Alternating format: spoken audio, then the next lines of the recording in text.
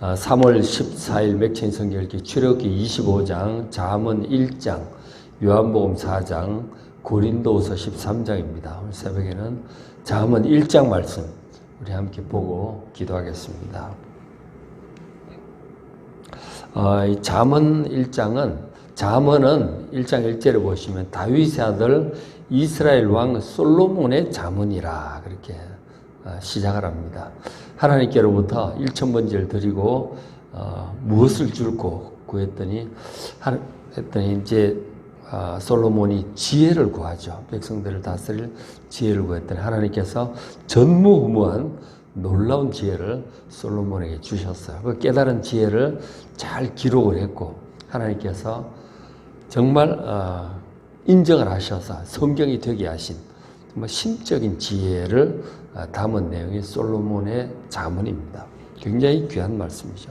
잠언을 잘 보시면 솔로몬처럼 지혜를 얻게 될 줄로 믿습니다. 그래서 잠언 1장 내용은 이 세상에 정말 귀한 것들이 많지만 이 가장 귀한 것이 지혜다. 지혜를 간절히 추구하라. 지혜를 추구하라고 지혜자인 솔로몬이 권면하는 그런 내용입니다. 잠언을 이제 우리가 늘 읽고 묵상을 하시면 4절에 보시면 어리석은 자는 슬기롭게 돼요. 어리석은 자는 잠언을 쭉 보시면 슬기롭게 되고, 그리고 젊은 자, 이 젊은 자는 경험이 적은 사람이죠. 경험이 적은 사람은 뭘 어떻게 해야 될지 꼭 알아야 될 지식이 부족할 때가 있죠. 살아가면서 경험이 생기고 그것이 이제 지식이 되는데, 이 잠언이 이 인생의 경험이 적은 젊은 자에게 참된 지식이 될 것이다. 참된 지식이 될 것이다. 그리고 이 젊은 사람들에게 근신함을 준다.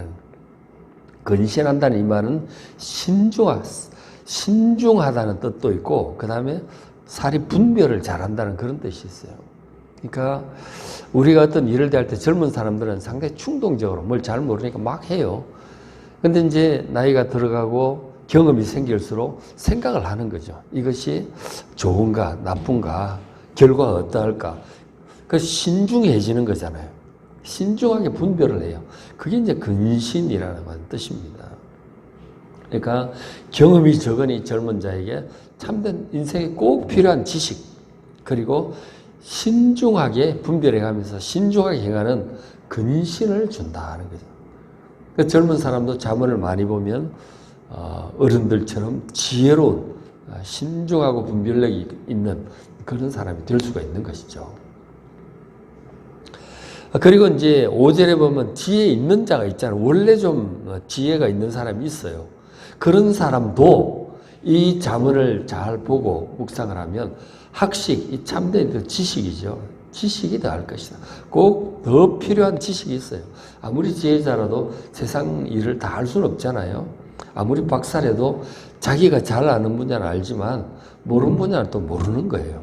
그러니까 이 지혜자도 더 귀한 지식이 많이 필요한 것입니다.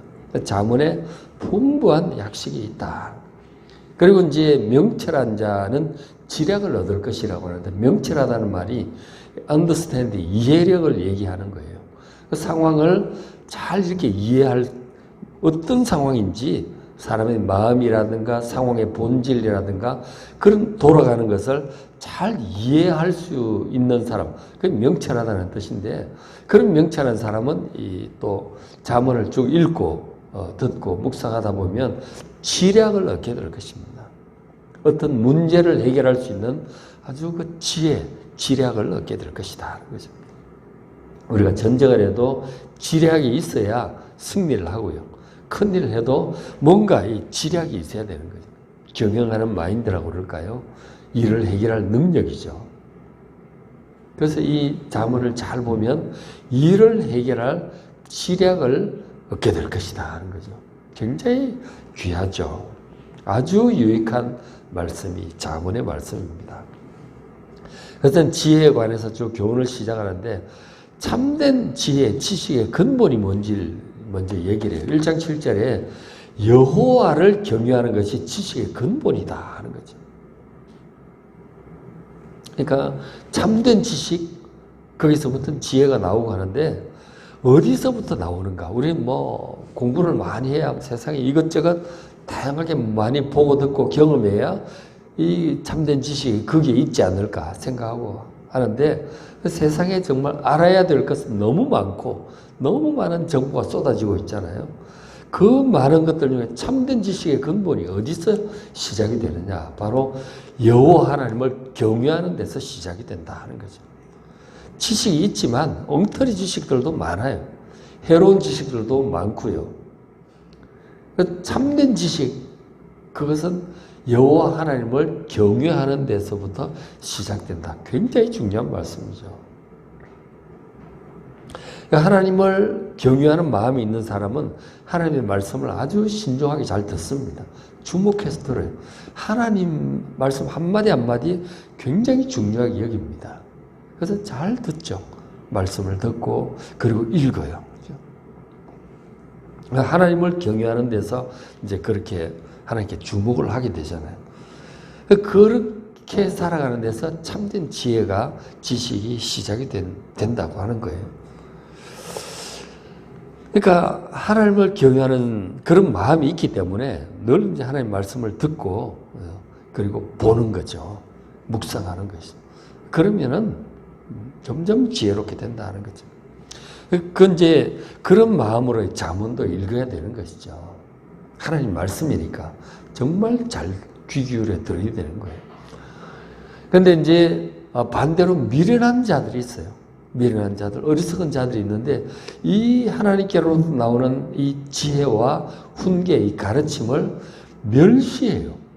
멸시한다는 말이 무슨 뜻인지 알죠? 하찮게 보는 거죠. 뭐 있겠어. 하찮게 여기는 이런 태도를 가지고 있어요. 하나님 말씀을 들을 때에 그게 정말 경외하는 마음으로 이렇게 듣는 것이 아니고 하찮게 여기는 거죠. 세상에 재밌는 거 좋은 게 얼마나 많은데 뭐가 있겠어? 그런 태도를 가지고 있는 거예요. 참된 지혜를 멸시하고 그리고 훈계, 하나님의 훈계 가르침이죠. 하나님을 경외하는 사람은 하나님의 훈계 그 가르침에 정말 주목합니다. 근데 그거를 멸시하는 거죠. 멸시를 하는 거죠. 그러니까 그런 사람은 그러니까 자신의 어리석은 한계를 결코 벗어나지 못하는 거예요. 자기가 똑똑하다고 생각하니까 벗어나지를 못해요. 어리석음에 갇혀서 결국은 이제 많은 뒤에도 나오겠지만 재앙도 자초하고 뭐 제대로 일도 이루지도 못하고 이제 그렇게 되는 것이죠. 하나님을 경외하면 주목하면 참된 지혜와 지식을 얻게 될 줄로 믿습니다. 여기서부터 시작하는 것이다. 근데 이거를 모르면 여기저기 막 쫓아다니는 거죠. 참된 지혜를 얻기 위해서. 그래서는 안 되는 것이다. 하나님을 경외하는 데서부터 진실로 경외하고 그 말씀에 귀를 기울이는 데서 참 지식을 얻으시고 참된 지혜자가 되시길 바랍니다. 그리고 이제 이어지는 말씀 이제 보면 10절에 그렇게 하는데 내 아들아 악한 자가 너를 꾀일지라도 따르지 말라 그렇게 말씀을 해요. 그러니까 세상에 정말 우리가 지혜롭게 잘 살기를 원하지만 세상에 악한 자들이 굉장히 많습니다. 그리고 악한 자들이 악한 꾀를 이제 가지고 자꾸 얘기를 하는 거예요. 이거 이렇게 하자. 이렇게 하면 참 좋다. 그런 얘기를 해요. 그래서 여기서 이제 예를 드는 것이 뭐냐면 18절에 그 이제 10절부터 18절 사이에 그 내용을 보면 어떤 얘기를 하느냐면 뭔가 이득을 얻자. 저기 가면 돈을 벌 좋을 기회가 있다.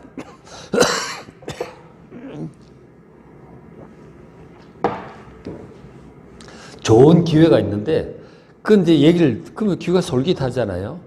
그래서 귀를 기울여 보니 누구누구를 해치고 우리가 이득을 취하자. 그런 얘기를 하는 거죠. 뭔가 저게 나한테 도움이 되겠다. 이익이 되겠다. 그래서 이런저런 얘기를 막 해요. 듣다 보면 혹합니다. 아 그래? 그렇게 하면 참 좋겠네. 뭐 건강의 비결, 뭐 행복의 비결, 성공의 비결, 뭐 막 돈 버는 비결, 막 이런저런 얘기를 하는 거죠. 듣다 보면은 그걸 우리가 잘 분별할 지혜가 부족하면 사람 말 듣다 보면 그냥 혹하게 되는 경우가 많아요. 진실한 분별력이 있는 사람은 그 진짜 좋은 지혜인지 악한 꾀인지 이게 분별을 해야 되는데 그걸 못하니까 사기를 당하는 거겠죠. 단순한 사기꾼들에게 당해서 돈 조금 손해보는 게 아니고 인생 자체를 두둑 맞을 수가 있는 거예요. 엉뚱한 데 시간 쓰고 물질 쓰고 노력하고 나중에 가보면 아무것도 없어. 그렇게 사기를 당할 수 있는 악한 자들의 악한 꾀가 세상에 널려 있어요. 그래서 신중하게 잘 분별하시길 바랍니다. 그런 악한 꾀로부터 벗어날 수 있는 것이 이 하나님을 경외하고 하나님께 귀를 기울이는 것이죠. 그 얘기를 잠언이 쭉 해주고 있습니다. 18절에 그들이 가만히 엎드리면 뭔가 남의 이익을 취하기 위해서 하는 행동들이죠. 그러다 자기의 피를 흘릴 뿐이고 숨어 기다리면 자기의 생명을 해할 뿐이다. 결국 생명을 잃어버리게 된다. 손해다. 19절에 이익을 탐하는 모든 자에게 우리가 다 이익을 보고 이제 살아가잖아요. 돈 벌고 성공하고 이게 전부 이익을 탐하는 마음이죠. 그게 인생의 목적이 되고 그걸 추구하며 살아가면 그게 참 자기의 생명을 결국은 잃게 만드는 결과를 가져온다는 것이죠. 무엇을 이익을 보고 갈 것이냐, 하나님을 보고 갈 것이냐, 그 말씀을 지금 해주고 있는 것이죠. 참된 지혜는 이익을 따라가는 삶이 아니고 하나님을 경외하는 자의 삶이다 하는 거예요. 근데 이제 그래서 20절에 지혜가, 이 참 지혜가 사람들 다 불러요. 사람들에게 얘기를 합니다. 사람을 모아놓고 얘기를 하는데 지혜가 이제 부르고 사람들에게 얘기를 하는데 나중에 이제 잠언 8장 한번 보시면 지혜의 정체를 알만한 어떤 말씀이 나와요. 잠언 8장에 나중에 보십시오.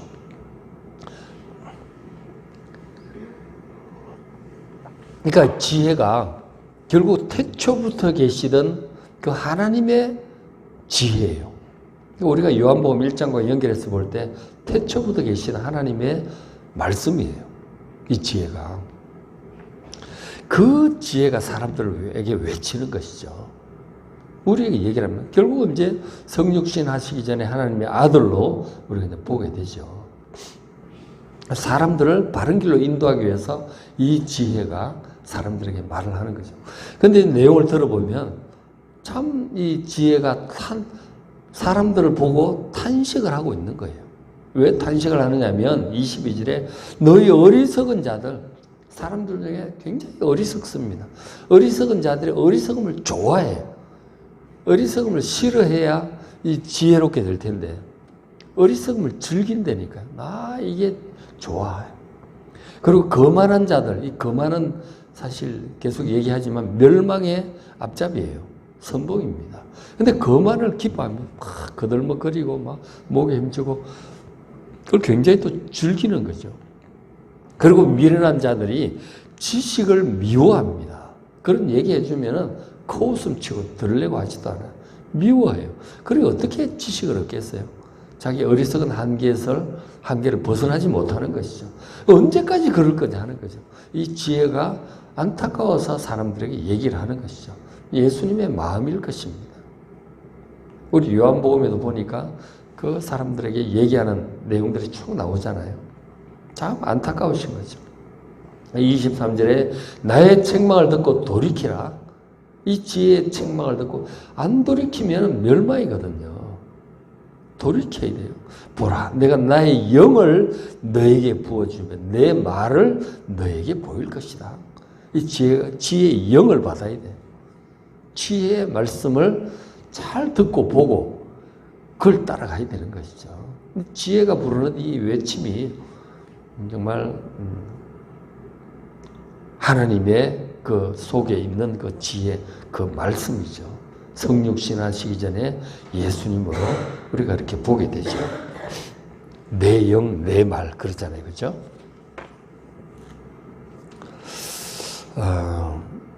그래서 이제 24절에 내가 불렀으나 너희가 듣기 싫어했고, 그 지혜가 부를 때 들어야죠. 근데 그걸 하찮게 여기고 멸시하고 무시하고 자꾸 그러는 거죠. 듣기 싫어하고 내가 손을 폈으나 돌아보는 자가 없어. 그 지혜가 사람들 구하려고 막 자꾸 다가오는 거죠. 사람들이 관심도 두지도 않아요. 그리고 25절에 도리어 나의 모든 교훈을 멸시하고 지혜의 그 교훈을 가르침을 멸시해 무시하고 하찮게 보죠. 그리고 나의 책망을 받질 않아. 그걸 받아야 그 멸망길에서 벗어날 텐데 계속 그렇게 가면 어떻게 될까요? 27절에 너희의 두려움이 임할 것이다. 두려운 날이 갑자기 막 광풍처럼 태풍처럼 오는 것이죠. 그리고 너희 재앙이 폭풍같이 이를 것이다. 이 두려움과 재앙이 올 것이다. 지혜의 얘기를 듣고 돌이켜야 되는 거죠. 빨리 돌이켜야지.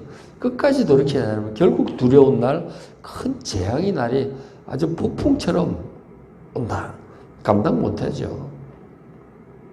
그리고 너희에게 근심과 슬픔이 임하게 될 것이다. 내가 어쩌다가 이렇게 되었을까? 근심과 슬픔이 임하게 되는 것이죠.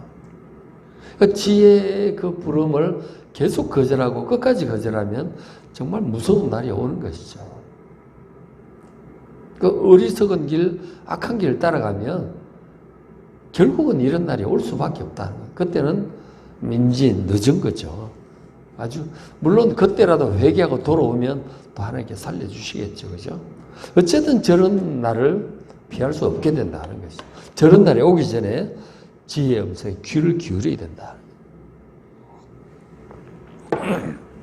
지혜가 부를 때 돌이켜야 돼요. 그죠? 언제까지나 그렇게 부르고 기다리지 않습니다. 28절에 그때 너희가 나를 부르리라. 그러니까 재앙당하고 막 이런 일을 당하면은 뭐 살려달라고 하나님 찾고 그러겠죠.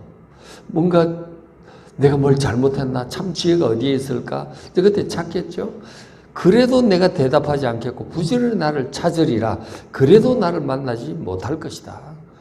그러니까 다 때가 있는 것이죠. 언제까지나 기다려주지는 않는다. 때가 있다 하는 거죠. 그러니까 가능한 빨리 돌이켜야 되는 거죠. 돌이킬 수 없을 정도로 될 수가 있어요. 정말 어리석음이 갈 때까지 가면 이렇게 되는 거죠. 그러니까 기회가 있을 때 허용된 시간에 해야 되는 거죠. 구원도 마찬가지잖아요. 그렇죠? 하나님께서 우리를 구원하기 위해 정말 애를 쓰시는데 예수님께서 애를 쓰시는데 끝까지 거절하면 멸망이 오는 것이죠. 그리고 복음서도 보지만 예수님께서 그렇게 당시 요한복음 보면 그 유대인들을 구원하시기 위해서 정말 애를 쓰셔요. 이렇게 애를 쓰시는데 끝까지 듣지 않고 오히려 예수님을 멸시하고 못 박아 버리죠. 그 죄로 결국 예루살렘이 나중에 로마에 의해서 처참하게 짓밟힙니다. 그런 날이 온다니까요. 기회가 있는 것이죠. 특히나 우리가 뭐 생명이라는 게 영원히 사는 게 아니잖아요.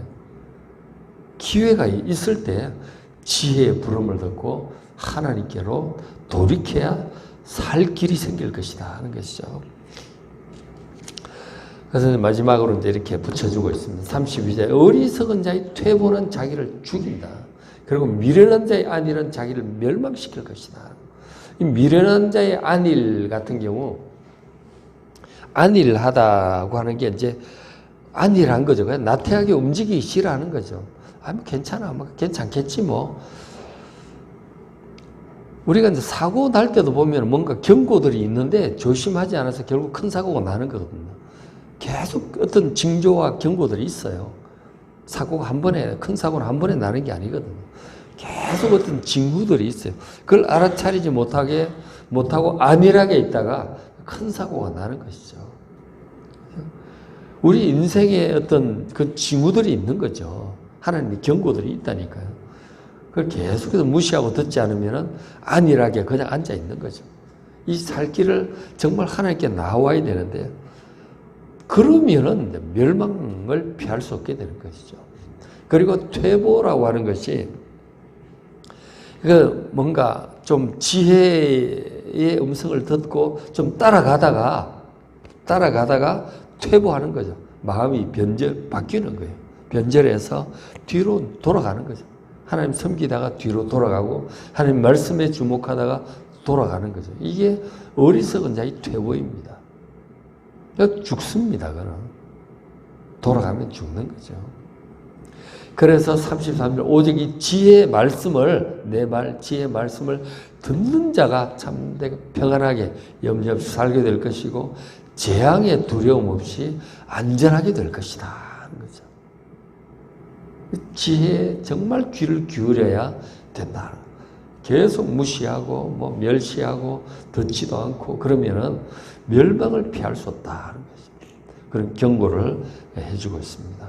그래서 잠언 오늘부터 계속 좀 보십시오. 잠언 1장, 내일 2장 쭉 가는데 1장부터 9장까지가 이 잠언 전체 총론이에요. 총론이니까 잘 보시고 그리고 10장부터 뭐 진짜 지혜로운 말들을 쭉 이렇게 얘기를 해주고 있어요. 한 장 한 장 잘 보시길 바랍니다. 자, 오늘 맥체인 성경읽기 출애굽기 25장 성막에 관해서 말씀을 시작을 하세요. 잠언 1장, 요한복음 4장 이 지혜이신 태초부터 계시던 말씀이신 예수님께서 이 사람들을 얘기하는데 정말 안 들어요. 예수님의 안타까운 그런 외침을 우리가 요한복음을 통해서 잘 볼 수 있어요. 그런데 요한복음 4장은 사마리아 여인이 예수님의 말씀 듣죠. 구원을 받는 사람이죠. 그럼 5장부터 보면 참 안 듣습니다. 참 안타까운 상황이죠. 고린도서 13장 마지막 장 잘 보시고 은혜 많이 받으시기 바랍니다.